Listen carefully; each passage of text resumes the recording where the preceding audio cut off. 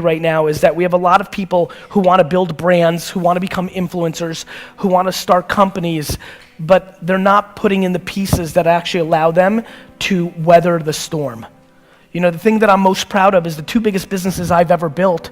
I basically started them during very difficult times. When I first got involved in my dad's liquor store business, it was the late 90s, and just about a year and a half into my journey, I guess 2 years into my journey, the stock market crashed and all the internet companies folded, and all the people that were making money that I was targeting to sell wine stopped having money to buy wine. And then right behind that, because most of my business was New York and New Jersey based, even though we were building an internet company, it was only about a year later that 9/11 happened, and not only, changed, for anybody that lived in the New York, New Jersey area, it was much more compounded for us because we lost loved ones, and I remember I lost 100 employees from one organization in one day. I had to go in hand by hand and take their emails out because everybody passed away from Cantor Fitzgerald that worked in that office. So I persevered through that because I was practical, because I didn't have a lot of overhead, and because I wasn't romantic, I wasn't dreaming. I knew that I had to buy and sell wine and liquor and beer, and I had to make sure that my expenses weren't greater than the money I was bringing in. VaynerMedia started in the ashes of the economic meltdown of the US. When I started VaynerMedia, people didn't want to pay $5,000, let alone the $50,000 or $100,000 they pay us a month now for our services. And when I started VaynerMedia, it's funny, I watch everybody watch my journey now, and there's that cliche thing of like overnight success, right? I'm gonna have this TV show come out this June, and it's gonna change my profile, right? I'm gonna sit on a stage with Will.i.am and Gwyneth Paltrow and Jessica Alba for this Apple show that I'm about to do, and everybody's gonna say, where'd he come from? That happened overnight, and it's even really happened in social. I'm sure for a lot of you, you've only really even have known about me for the last 6 months or so, even though I've been putting out content online for 10 years every single day. And so the thing that I've been really thinking about is practicality. Like VaynerMedia, even though I had already built a nice sized business, it wasn't like I was extracting a lot of money out of Wine Library. And so when AJ and I started VaynerMedia 7 years ago, we started it out of a company called Buddy Media's conference room. For the first 2 years that I ran VaynerMedia, we had no rent. We first worked out of a conference room. We then worked out of a co-working space before the whole WeWork and co-working space revolution, and I bartered my time to help that company in exchange for a very small space. We didn't buy furniture, we scrapped. And I'd already made it, I was already rich, and we scrapped. And so the biggest thing that I want to implore everybody here today to do is to take a step back and think about how fancy are they? Are you willing to be really, really, really ghetto? Do you really need that chair? Do you really need that piece of technology? Do you really need to fly that class? I just think that we're living through an incredibly fancy culture of entrepreneurship. Entrepreneurship and CEO status is quite sexy. People are selling a lifestyle that is filled with lots of fun and trips and champagne and bikinis and bling bling and all sorts of horse shit, right? And I just think that era of this era is gonna come to an end somewhere within the next 5 years. And very honestly, I just don't want a lot of people in this room that dream to build their own businesses to have to go work at a bank or go work at a retail store. And so I would highly recommend something that I think is stunningly not talked about enough, which is if you're building a business, you have to be making money.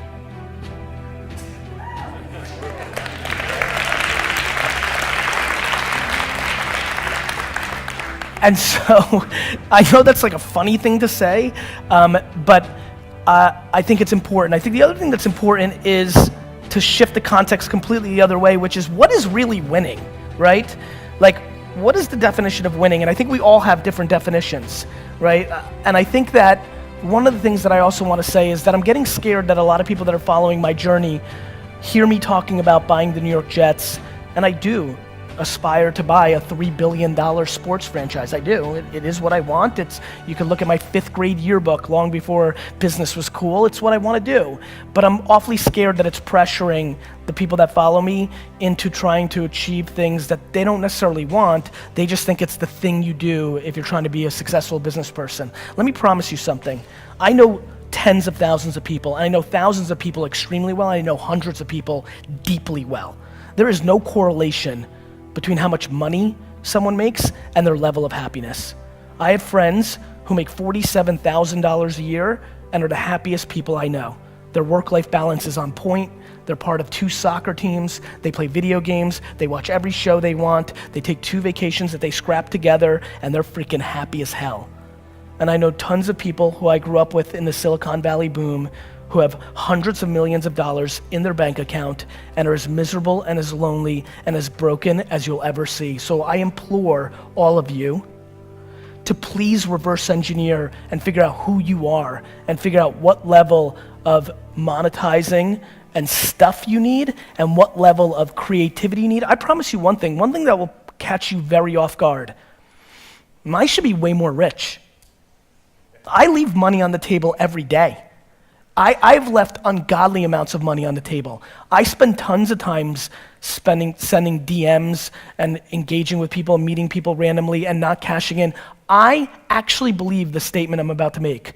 I think that I love the journey and the game of entrepreneurship so much that I have subconsciously sabotaged my financial upside to make sure I can play this a little longer because I fear if the numbers keep getting too big, eventually it will take the fun out of it.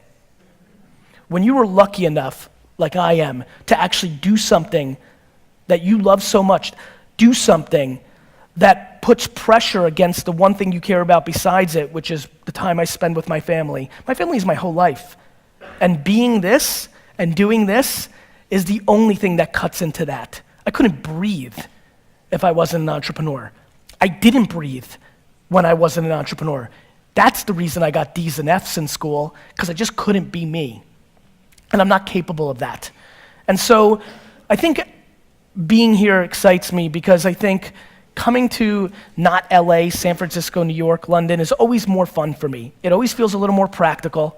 It always feels like there's a little bit more chips on the shoulder, which is what I have. But I want to remind everybody, just because you didn't grow up with a trust fund, just because you don't live in Silicon Valley, the market doesn't care. If you're good enough, you will win. And I hope that you don't. It's true.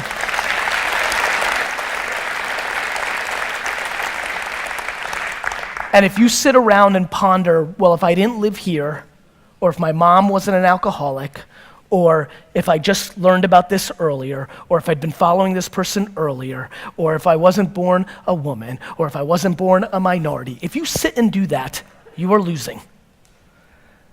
You're not wrong. It's just that business and marketing and all this doesn't care. There's just no emotion in the market. Like, that's it. And so I think we need to start having much deeper, much more serious conversations of practicality. You know, it's fun, and I love this space the most. But I loved it long before it was sexy. I loved it long before people wanted to take selfies with me. I loved it long before athletes and celebrities and rappers wanted to be entrepreneurs. I loved it long before that. It was my destiny. It was who I was. It was how I was wired. It was the only thing I knew. That's why the 4-year-old me ripped flowers out of yards and sold it. You don't read about being an entrepreneur at 5, 6, 7, 8, and 9. I didn't jump on this because it's cool now and it makes me money and girls. I did it because it's all I ever was. And I implore you, if you came here to be an entrepreneur, but this talk allows you to realize you're really an artist, or you're really a number 3 in a company because you bring this level of energy and you don't want to be a number 1, because let me promise you something about being a number 1. I'm not an entrepreneur, I'm a firefighter. My entire life is taking care of crap, putting out fires. 24/7, 365, my whole life is, this is a problem. Fix this, and guess what? When you're the last line of defense, there's no blaming your boss. There's no blaming the logo. There's no blaming the government. It's all my fault. All of it. And so, it's super sexy, but what's not being talked about is the friends and acquaintances I have who've committed suicide in the entrepreneur land the last 4 years because nobody talks about the downside. Everybody thinks they're gonna be Zucks. Everybody thinks they're gonna build Snapchat. Go look at the data. The data shows that the far majority of this room will not succeed, not even close to building an actual business. And I don't come here to be somber. I come here to remind you that there's only one thing you can do. The only thing you can do that can trump the moment mommy and daddy had sex to make you. The only thing that can trump that, the only thing that can trump your DNA, the only thing that is controllable, if you want it, if you want this, is work.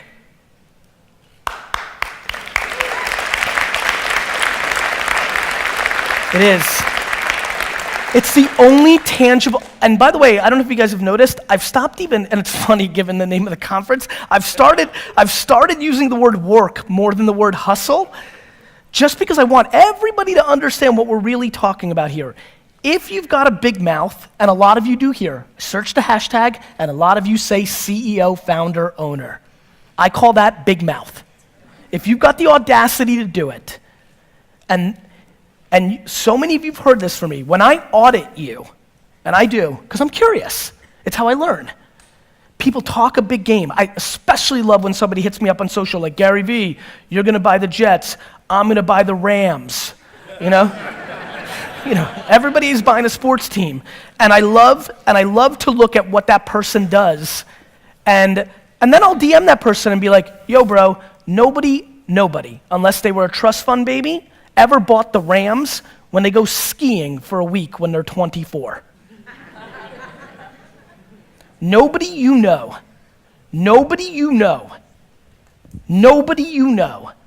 has become successful outside of it being given to them from their family. Nobody you know has actually created success without working their face off. It doesn't exist.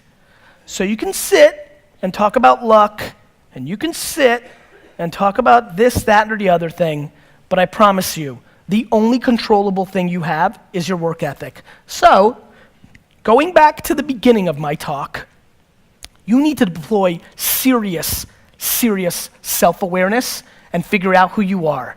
I implore you to start matching your work ethic and your actions to your mouth. If you're gonna be a billionaire, you need to realize that most people that create $1 billion worth of wealth don't do anything besides work every single day of their 20s and 30s. All of them. Every person that works at VaynerMedia has taken more vacations in the last 13 months than I did in my entire 20s and early 30s. My family went on 2 family vacations my entire childhood. I was married to my wife for 5 years before we had a family. We took 2 vacations. It's the price you have to pay if you want it at the level that I want it at. And by the way, I advise nobody to want it at that level. I'm being dead serious. This is a very true statement that I think most of you will not believe, but I'm telling you it's the goddamn truth.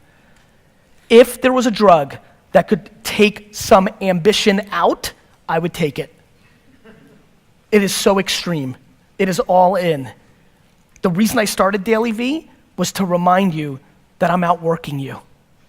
That when you talk and you're trying to figure it out, when you're trying to say you're gonna be like me, I want you to see it. I want you to see every other day 5 a.m. I want you to see every day midnight. All of them, every day, always, forever. That's what it takes for what I want. Good news is, between what I want and what is achievable and is considered unbelievably all-time happy is a big gap.